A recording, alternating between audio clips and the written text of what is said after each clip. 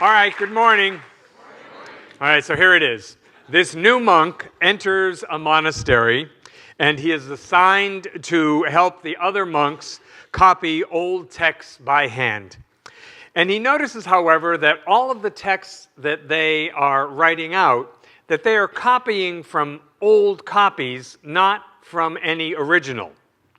So he goes to the head monk and he points this out and says, you know, if there's an error in that first copy, that error is going to be continued through all the other copies. And the head monk says, wow, you know, we've been copying from copies for centuries, but you make a really good point. So the head monk goes down into the cellar with one of the more recent copies to check it against the original. Hours later, nobody sees him. So finally, one of the older monks goes downstairs to look for him, and he hears a sobbing coming from the back of the cellar. And he finds the old monk leaning over the original books crying. And he says, you know, brother, what's wrong? What's wrong? And the old monk sobs and he says, oh, the word is celebrate. All right. Okay. I liked it. You know you're going to tell that one, huh? Yeah, you know you are. I know you. Right. So today I'm going to talk about embodying spirit. And when I think about the whole notion of embodying spirit, you know, the science of mind says all that we are is part of God. So that means that all of the qualities, all of the attributes that exist in the infinite mind actually exist within us right now. So this is like if you went down to the ocean with a bucket and you pulled up a bucket of water out of the ocean, everything in your bucket would be of the ocean, but you wouldn't have the whole ocean. You would just have a good sampling of everything that's in the ocean, right? So I think this is just like us. All that we are is part of God, although we're not all that God is. So I get a little crabby about this when people say, I am God, and it's like, oh, really? And I know what they mean. I know what they mean by that, but personally, I have nothing to do with the expansion of other universes, you know? I have nothing to do with making plants turn into flowers and vegetables and watermelons and things like that, right? But the same power that does that is in my bucket, you know, is in the bucket of me that comes out of the ocean. So embodying spirit to me is about, well, that's about us embodying love in a greater way, because the scriptures all say that God is love, that God is love, you know? And so spirit is just a synonym. This is what Ernest Holmes did. He said, well, yes, it's God, but it's also spirit. It's love, it's first cause, it's infinite intelligence. It doesn't really care what you call it. And so I think, okay, well, how do we do this? Because, you know, as soon as you say, I want to be more loving, you know, the great American mystic Howard Thurman wrote a beautiful poem that goes, it starts, I want to be more loving in my heart.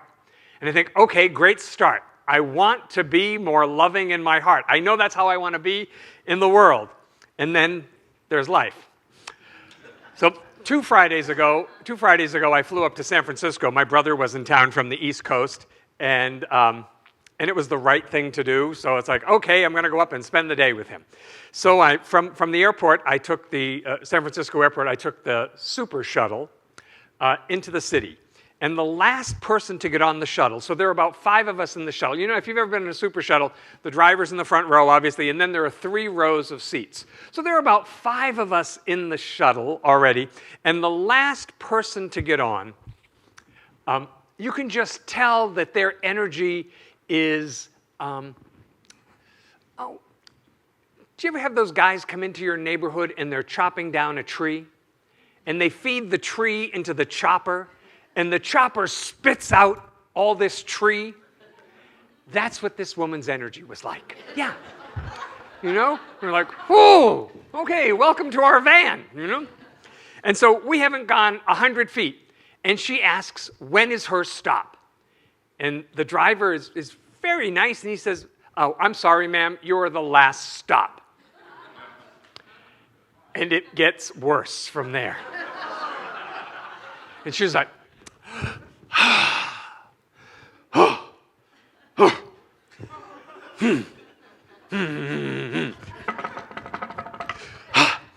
And it just goes on and on and on. And it's like, and part of me, there is a part of me, the untransformed, not loving, not God part of me,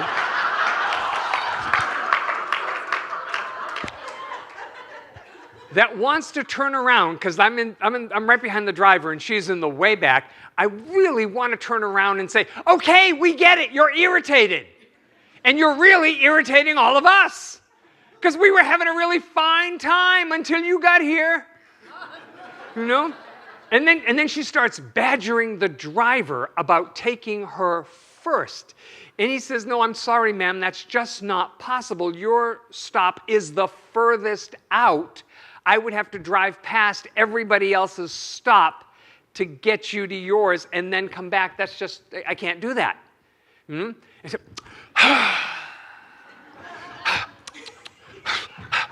and it just goes on and on and on. I know I'm supposed to be loving here. I think I left that bag at the airport. So you know how you have to do sometimes? You just kind of go like this for a minute, like, okay, I can do this. I can be better. And I'm thinking of Howard Thurman. I want to be more loving in my heart. I want to be more loving in my heart. And so I'm just thinking, like, just kind of send love back there to the back of the van, to the back of the van. And she asks about a particular BART, public transportation stop, and he says, oh, it's not far. And she says, could you let me out there? And he says, yes. And the whole van went,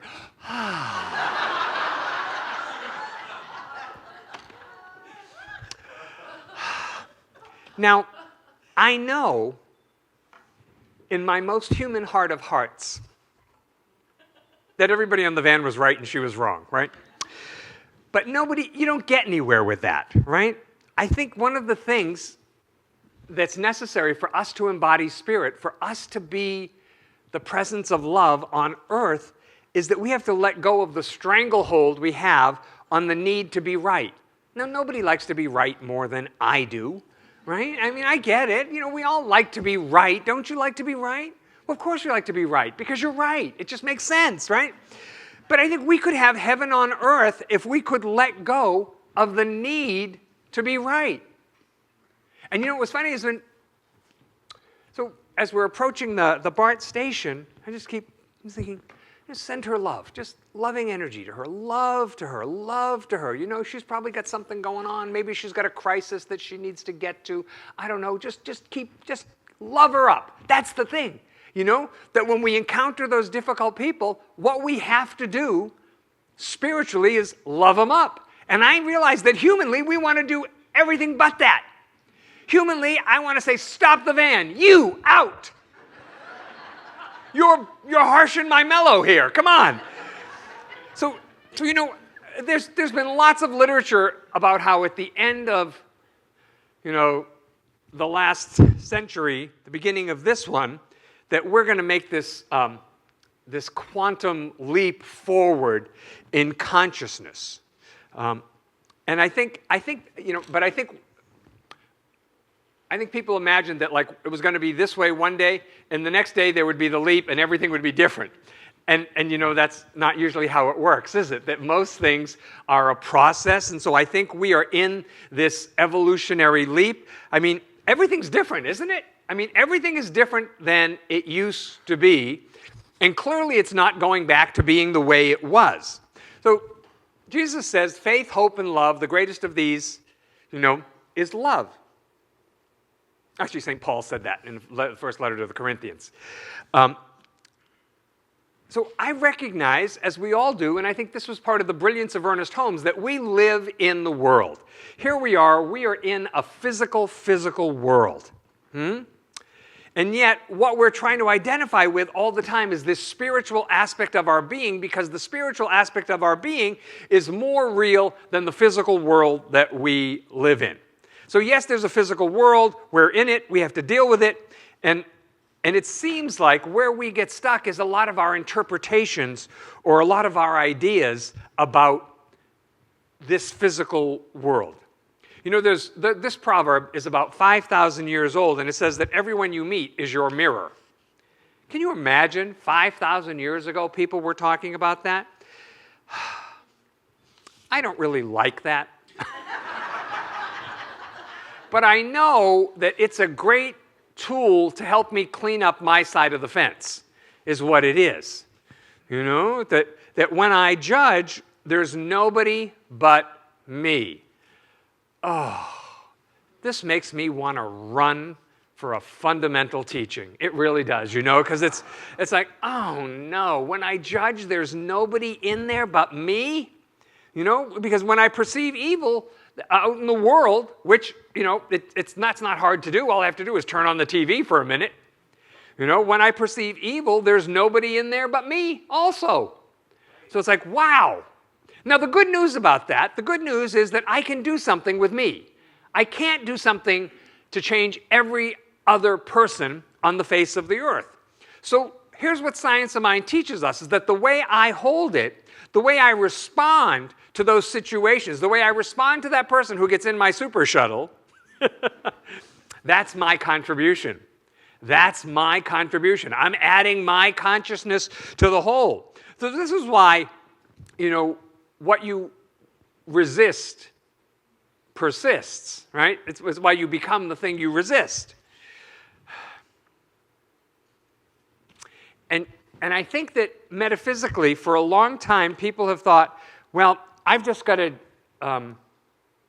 if I give attention to what I don't want, I'm going to make it grow. But I think the way it works is that we've got to own what's not okay so that we can fix it. Thomas Edison said, the man who's made 100 mistakes is 100 times ahead of the person who hasn't made any, because he knows 100 things that don't work. So we all know lots of stuff that doesn't work. I mean, think about your relationships, your close-in relationships. There's not a person here who doesn't know what doesn't work in those relationships, right? We know how not to be. How do we know that? Because we've tried it and it didn't work, right? So we say, okay, that doesn't work here. I need to be a different way, a better way. What I need to do with these people in my life is I need to love them up. That's going to be a button. I'm going to make a button for us. It's going to say love 'em up. That's what we're going to do. Because the only people who don't make mistakes are dead. Yeah, it's true. They're not making any more mistakes. So we need, I think, to act and live. We need to act and we need to live like everybody can read our mind. That's what the Science of Mind is preparing us for. To take charge of our thinking so that we would think thoughts that absolutely support us living the life and the kind of life we want to live. Think the kind of thoughts that contribute to heaven on earth. Because you know, it's just a matter of time. The way things are speeding up, it's just a matter of time before everyone will be able to read your mind and my mind. Isn't that scary, huh? I mean, imagine if you were just minding your own business and you've got your cart and you're walking through the Ralphs, but there's like a little speaker, a loudspeaker on top of your head. And as you're going up and down the aisles of Ralph's, everything you're thinking is coming out loud. So everybody could hear it, not just clean up on aisle 6. But all those thoughts you're thinking about yourself and life and people and that person who's doing this, that, or the other, it's just, so we have to start taking responsibility for how we act and live as if everyone can read our mind, because we're getting closer and closer to that time. We're getting really, really close to that. You know, think about this. If you were old enough to remember when Star Trek first came out, if you can go back that far to the very, very first Star Treks, which if you watch them now, you know, it seems very unsophisticated compared to what we see now. But so much of that stuff that then was scientific, you know, or science fiction is true now. You know, you may have one of those watches like they had in old Star Trek where you can do everything on your watch. See, I understand. We want things to be different in the world. A day doesn't go by that we don't hear about something, that we don't see something, and we think, oh my God, I want the world to be different. I want the world to be more loving. I want the world to be more peaceful. Why can't people just behave? You know, why can't you just keep your hands inside the bus? My God. You know, we want things to be different, but they have to be different in us first. See, because the energetic shift of different in me first, different in you first, is what does it. You know, there's a place, I think it's in New Mexico, where there's like this little house or like a little cabin, and all around the cabin there's a big circle of these really tall, like lightning rods. Have you seen this? Because there are people who love lightning. You know, now that's crazy to me, but people love lightning. I mean, I think it's pretty to watch way off in the distance. But, you know, the idea of like being right in the middle and surrounding yourself with poles so you can see it. And people go there. You can reserve this cabin. You stay up all night long and watch the lightning. Right? Because all this lightning's happening out there in the desert, and there are all these high poles, and it hits the poles again and again and again. That concerns me personally. But why was I talking about that? Oh, I know, lightning. So you know what that is? That's like the energetic shift is what does it. It becomes like the light. This is it. It becomes like the lightning of our hearts. You know, the softening of our guts. I realized a while back that since my very first gym class in the 4th grade, I'd been holding in my stomach. Since I was about 8 or 9 years old, I had never really completely exhaled.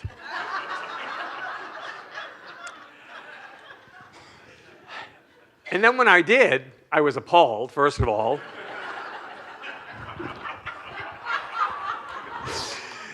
But, you know, I'd let it out. I couldn't get it back in. It never went back in, you know. But I think, you know, if we're clenched like that, you know, then what has to happen is kind of like a softening of our gut. Like in Buddhism, they talk about soft belly. You know, that you have to allow yourself to... We have to allow ourselves to get out of the habit of being stuck. And that could be stuck in our opinion of something, or stuck in our view of someone, or just stuck in that, it's helpless, there's nothing I can do. See, I think we can be empowered and supported in lots of different ways.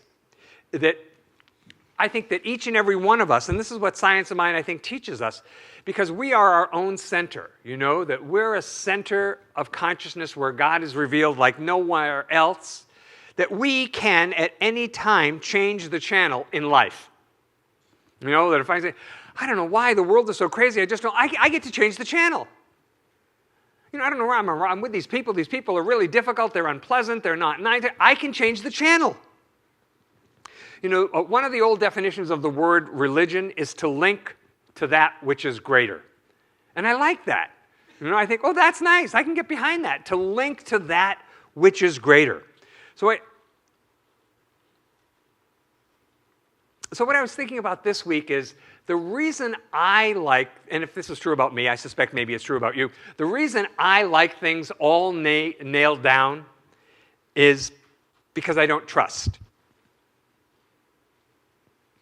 And so I want stuff to be nailed down because what I want is I want to be safe in my fear.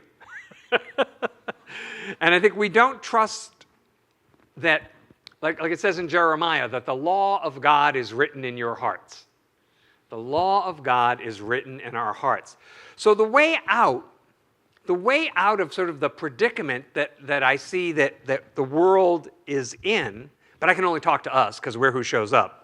The way out is always looking at saying, okay, what would compassion do here? If I were really a loving being, what would love do here? What's the most wholesome thing, not like drink 3 glasses of milk kind of wholesome, not Leave It to Beaver wholesome, but like what's the most wholesome thing in this situation? How can I continue here and this be a win-win? Because in win-lose, that means there's duality, right? But in science of mind, we say there's unity. So could I begin to entertain a win-win solution for this? I was sitting outside the other day, early in the morning. I really like early in the morning. I mean early, like 4 o'clock in the morning. That's like my time. I really like 4 a.m. is the best time. I get the most productive spiritual work done really early in the morning because it's really quiet. The phone's not ringing. There's not a leaf blower in the neighborhood yet. The dogs are not barking. The air feels great at 4 in the morning. I love it. I love it. So I go outside. I take my cup of tea. I sit outside and I watch the light change. And I'm praying and I'm reading and blah, blah, blah, blah, blah. And I was thinking about some environmental thing that I'd read. And I thought, if everything starts within, and there's a problem in the world out here, say in the environment, anyone, pick anyone, that's a reflection of our own personal unconsciousness and our own woundedness, I'd say. Because out here is never cause. Out here is effect. Out here, what we see out here is a reflection of something in here. The Bible says, yes, love your neighbor as yourself, but you have to love yourself first before you can love your neighbor. And so I think, people come into our life, people that we're drawn to, that love is the carrot that gets you to work on the garbage. Isn't that funny? Because we never tell you that. It's like, oh my God, that package is so attractive. This is great. And then in the presence of that, other things come up. You know what I mean? Yeah, you do. I know you do. And so, but that love was the carrot that got us into the relationship so that the other stuff could come up so that we could work on it. I think that so often when we feel powerless in life, and I hear this from people a lot lately, we start to blame, or we demonize someone else. We demonize a race. The wonderful composer and lyricist Stephen Sondheim has a great line from one of his songs. He says, everyone wants a witch to blame. Mm-hmm. And I like that, because we like having someone to blame. It's their fault. It's their fault. They're the problem, right? But that generalized kind of thinking, again and again, leads us into trouble, doesn't it? So when people are doing that generalized thinking, I think, okay, what do I do? What's the most conscious response? Well, the first thing is to send them love. The people who are doing that, I have to love them. And you know what I mean. Love them in the big cosmic, universal loving kind of way. Not like, please come to my house for dinner Friday kind of way. But the big cosmic, have nothing in my heart but a good intent for them. Because if you just get angry at them, which is really easy to do, I get it, they become more fearful and then they cause more damage.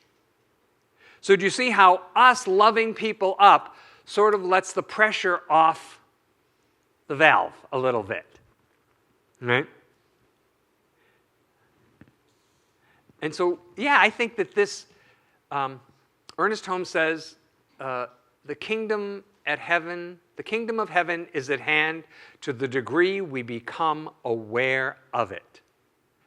So yeah, we could have a more heavenly experience here, and I'm really open to that. I really am. I check in with myself, say, do I really want to have a heavenly experience here, or am I really vested in things not working? And it's like, no, we can. Mm-hmm. But one of the things I think about, people often say to me, they say, well, why does God let this happen? And it's like, well, you can't choose heaven on earth consciously unless you also have the freedom not to. Right? So Science of Mind teaches us that we were each created. When we were born, we were endowed with free will and choice. And so I will just speak from my own experience that you have to go along making the wrong choice until finally that bell goes off and goes ding, and you go, oh my God, I could make a better choice here. You know, so things that we do right now on the face of the earth that are not long-term strategies for success, you know, it seems like some of those things have to get epically big before we do anything about them. I think they're big enough. We could do something about it right now. But you know, you don't have the power to say yes to creating heaven, to embodying spirit, unless you also have the free will and the choice, which we do, to say no. God gave us room to do that. So this week I've been working with this idea a lot, the quality of wholeness. Wholeness. And wholeness is difficult, I think, because what we're more familiar with is excess. I think we're more familiar with decadence. And in theory, I love organic everything. All right? In theory, I'm saying. But what I notice with things that are organic is they have a shelf life of seconds. You know? That if I go to Whole Foods or the farmer's market and I buy some organic strawberries, I know they're going to be fabulous. I know they're going to be incredible, and probably the best thing I could do is bring a bottle of water and rinse them off before I get in the car, because by the time I get home, they're going to be gone. No, I mean, gone as in they're going to be ruined. They're going to be ruined. They were perfect in the store, but you know organic fruit has that very, very short shelf life. So like when fruit is ripe like that, it can't be kept, right? Because it'll rot. And so you have to eat it and plant the seeds so that there can be more for the future. Mm-hmm. And I think when things are good in our life, we want to just hold them like that, like those organic strawberries. We want to hold them and savor them. Oh, if they could just be this way forever, just be this way. But, you know, it's going to change because change is the constant. You know, and so I have to receive the good from it and plant the seeds and continue to move forward. So for me, I think love and compassion are what are like the bridge. They create the leap for our next greater level of being. We moved Kuan Yin over here a little bit. Our statue of Kuan Yin. Kuan Yin is from Buddhism. She's like Mary viewed through an Eastern lens. Mother Mary through the East. Very similar. That she's the goddess of compassion.